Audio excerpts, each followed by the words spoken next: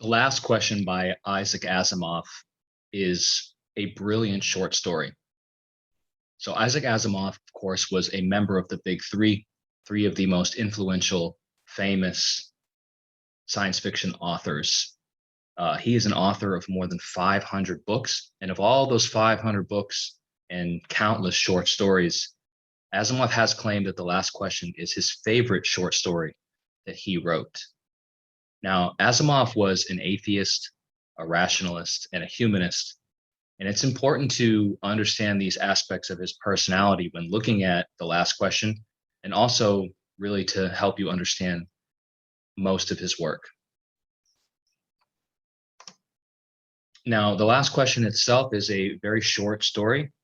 It has themes of evolution, philosophy, religion, and technology. So even though it's a short story, it really packs a punch.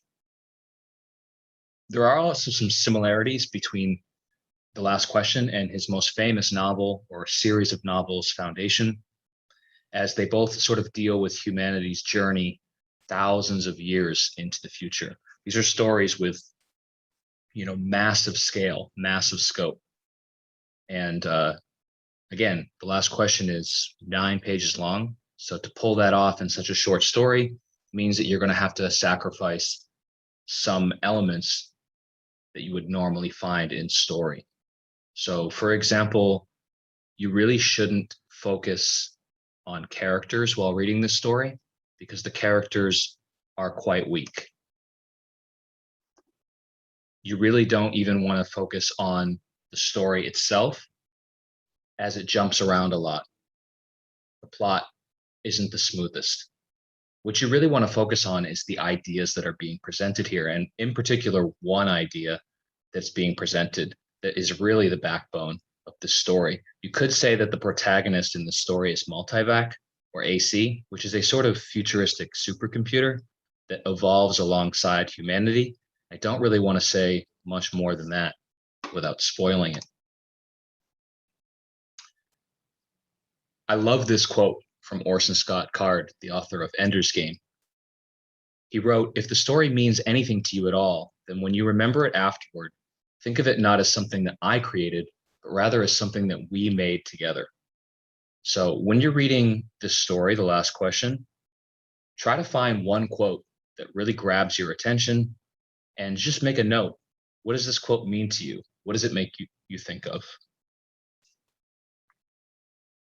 Another famous quote that I really like is from Arthur C. Clarke: "Any sufficiently advanced technology is indistinguishable from magic." So Asimov puts forth his own vision of the future here, where humans and computers eventually meld together and evolve into something unique, something indistinguishable, something magical. So try to use your creativity to make your own prediction of a future technology. And this could be anything. It doesn't have to be related to computers like Asimov has here in his story.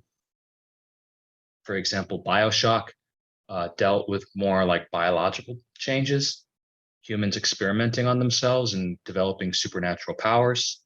In a movie like Her and Spike Jonze' Her, you could see a very practical evolution of technology with sort of the evolution of smartphones and computers.